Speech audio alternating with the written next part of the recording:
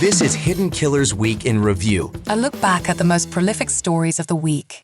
This is the Hidden Killers podcast with Tony Brueski. Featuring former FBI Special Agent and Chief of the Counterintelligence Behavioral Analysis Program, Robin Dreeke.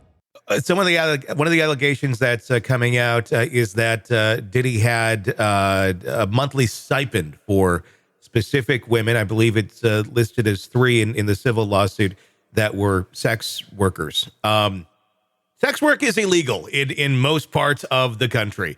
So if you truly have a monthly payroll for sex workers, like this is part of your operation, that in itself would be illegal, would it not? You'd think so, wouldn't it? But when you feel invulnerable because of the network of people you surrounded yourself with, and you live in an echo chamber of people just saying how awesome you are and how you're doing everything the right way, and you have this, and you place these systems in place for all these years, you think you can do anything. This isn't the only time we've seen this in society. It's not the only time we will see it again. And so he insulated himself well. Again, whether it's true or not, you're seeing an insulated, tight community that have protected each other. And then you got a fracture in there, and the whole thing looks like, from appearances, just crumbling down around him. Yeah, I mean, I guess, and probably the appearance, too, of it's not just like a John paying a sex worker, at the Motel 6. It's, you're on my payroll, you're living here, you're doing this, you're doing, I mean, kind of reminiscent somewhat, I think, of, I don't know if R. Kelly had a stipend or a payroll going on, but he certainly had people that were there living with him under some sort of duress, whether it be mental or physical. That's been argued. It's almost presented in a more, I don't want to say glamorous way, but I guess a less dirty way than the previous. Yeah, and the thing that keeps going through my mind is you don't see a lot of shock and awe from people that are seeing this. No, it's almost like which kind of then illuminates the behavior pattern that's been, the elusive obvious in front of everyone's eyes for a long period of time. And we've seen it other places as well. Yeah, you've seen a lot of people coming out and saying in one way or another, or indirectly, Mary J. Blige making some comments online, Mace, who was with him for the 90s years, making comments of it's kind of, it's coming to roost. A lot of people that, were connected for quite some time, kind of, not really all that surprised. What do you make of the former Syracuse University basketball player Brendan Paul being named as the drug mule in the civil lawsuit, but now arrested recently, charged with possession of marijuana candy and cocaine? This just seems like a very odd player in this whole thing. This is a kid that's barely out of college that was providing Diddy with his drugs.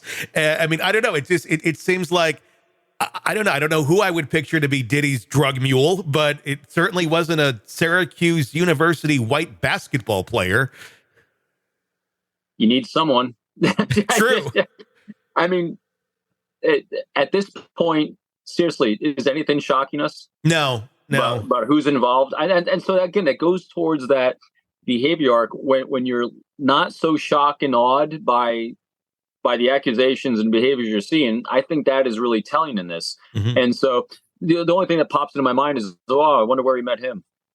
Yeah, it does make you wonder. But the fact that he is kind of a low-level player in all of this, it seems, are they going after individuals like that? Not necessarily because they want to prosecute this Brendan Paul and put him away for the rest of his life, but more so because he's probably got a lot of information that, and maybe not a lot of loyalty to Diddy. He doesn't have, this kid wasn't even alive when Diddy, kind of was at his peak in the 90s. So I'm thinking if you want somebody to flip or give you a lot of information that a low-level person normally wouldn't know, maybe your drug dealer is a good one to go after. 100%. Again, going back to the spy world kind of stuff, the types of people that we would try to recruit to gain intelligence, whether it's spy world or organized crime or anything, is you're trying to get the top dog, the kingpin of it is very hard. They're very insulated. They know how to protect themselves very well. The people you're going for, you're looking for custodial people, secretaries, the people that mop the floors, all the people that are present yet ignored, because they're the ones that are seeing the entire world. So what happens is when you start living in this type of world where you objectify human beings, as a law enforcement individual, the people I want to talk to are the ones that have been objectified. One, because they have no loyalties, because they're treated like a screwdriver by these people. And two, because as the screwdriver is always laying around and they see everything. And so there's a lot less loyalty there, yet they've seen everything. And so that's who we're always talking to first, is you go who's present but not seen. And so, I mean, just think about this. When you go out, and you're going out to a meal, when you're going out to a hotel to stay, think about the people in the staff that you have an interaction with, and think about the people that are actually wandering around servicing everything that you just kind of brush by and don't even pay attention to, because you think, oh, they're just staff. It's a human nature. So it's those people that are, oh, they're just staff. Those are the ones that actually have the great observation skills and might have a lot of gold to share and illuminating type things in these situations. How do you think that conversation went on the tarmac the other day when Diddy was stopped? He was not arrested in Miami. It was the same day of the raids, but they did talk to him, and he did not get on that plane. Apparently, he was caught off guard from the stories that we're understanding here, that he did not know this was going down. He was allegedly just going off for spring break with his kids, not trying to flee, but inadvertently, it sure looked like he kind of was. But he did not get on that plane. He did not continue on with his spring break. How do you think that conversation went between authorities and him? Well, they obviously presented him with information that caused a major deviation in his behavior. And so whatever they said didn't. So again, this is just core of human behavior. Who knows what it was they said? Yeah. But whatever it is they shared with him, he didn't feel safe any longer in his own personal life getting on that plane and going away. And so they confronted him with facts and data in a way that inspired him to not want to get on that plane. And so they probably laid a lot out to him that resonated. Do you think it was a request, do not get on this plane, or we may arrest you right now for fear of him fleeing if he got out of the country? Potentially. It's hard to know, but it's whatever it was, is he did not feel safe and secure getting on that plane for whatever reason it was, whether because he had fear of arrest or fear of something, but he didn't feel safe doing it, so he didn't do it. So whatever they presented was compelling. Is a good word to use in that case. Yeah, definitely very, very compelling. The whole case is which says a lot too, because for someone who has operated for a lot of years, doing things the way he wants, with who he wants, and when he wants, to all of a sudden allow himself to take an action that was incongruent with a pattern he was taking, that says it must have been extremely compelling. It's going to be interesting to watch. Any predictions on if we're going to see? And I mean, is an arrest imminent, I guess, on something like this? To a lot of us, on the outside, it feels like, well, this is going to be the next step. I think there's going to be a lot of interviews that are going to start being conducted. I think you're going to get a lot of leakage in the media about who is involved, who's been talked to, who's been interviewed.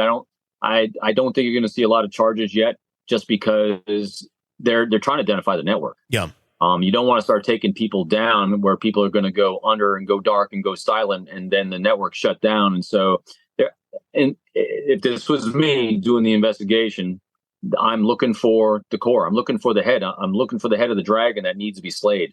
And so that's what they're trying to identify. So it might take some time to do that, because, as I said, these networks can be vast, especially if they've been established over a long period of time. Do we think Diddy is the head of the network, or just a patron of the network? I mean, that's another question on it. It's a good question, isn't it? Who knows? Because, again, he hasn't been charged with anything, but I don't know. I just don't know. So here, conjecture speaking here. Yeah. If you're dealing with human trafficking, human trafficking originates a lot of times overseas, just because children overseas are more desperate and more vulnerable. Sometimes, in some situations, at least in the cases I've seen, and so hard to imagine that he would be at the top of that, or anyone in his network. So, but again, that's what they're trying to identify, because every time you have a new investigation, you learn new things. Because every time someone gets taken down, we're doing things like this, the entire nefarious world of horrendous people shifts how they do it. And so this might be another shift to learning about how this all transpired, because once they take this all down, the people that are involved or knew about it are going to shift how they do to hide from law enforcement again. And so it's a constant battle, because if everyone did everything the same way every time, we wouldn't have any of these problems. Yeah, that's true. Compelling one to watch. It's not going to end anytime soon. Want to listen ad-free? Want advanced access to all of our interviews before anyone else? Become a True Crime Today Premium Plus subscriber on Apple Podcasts. You get every episode commercial-free, so you can binge on true crime until you can binge no more. Search True Crime Today Premium Plus on Apple Podcasts now, or go to our podcast page and sign up now. More of the Hidden Killers podcast next.